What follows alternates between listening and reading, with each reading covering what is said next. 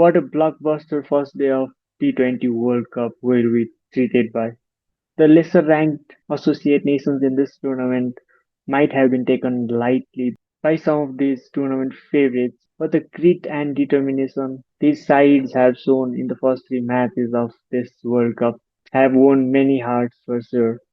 Neither of Netherlands, Scotland or USA quite able to get through the line, but they have won hearts for sure.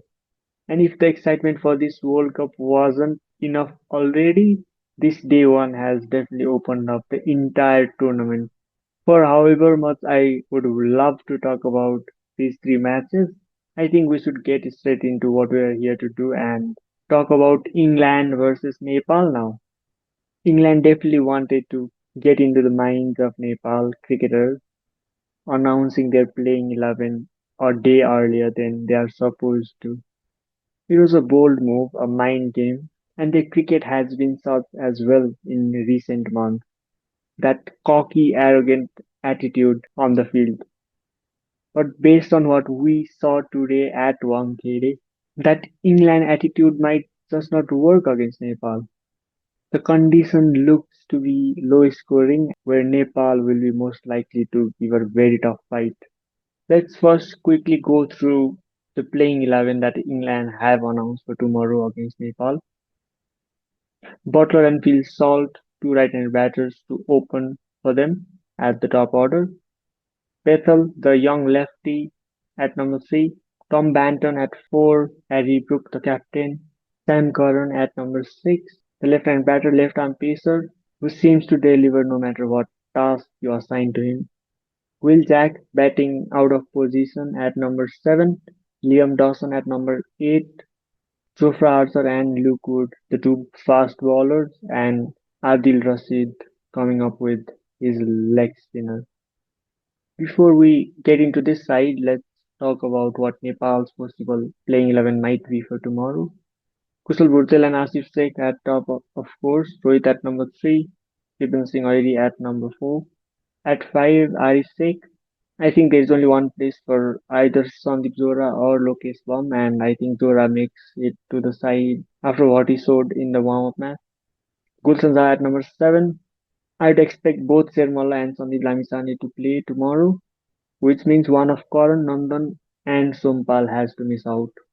We saw Karan open with the ball in the warm-up matches, so I expect him to do the same against England as well.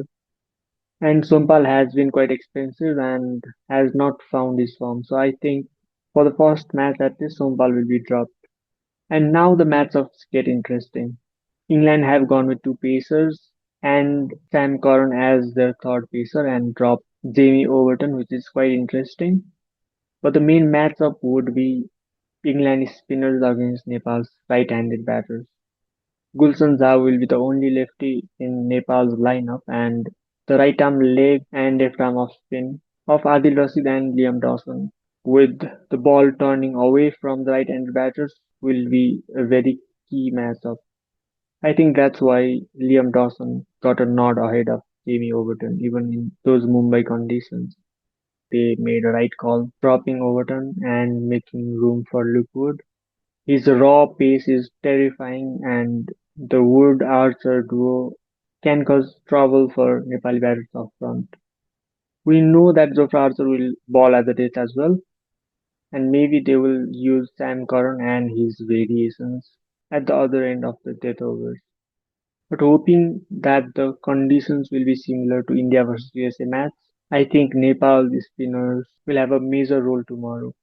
It's a 3 p.m. start, so I don't expect Pacers to find some movement with the new ball.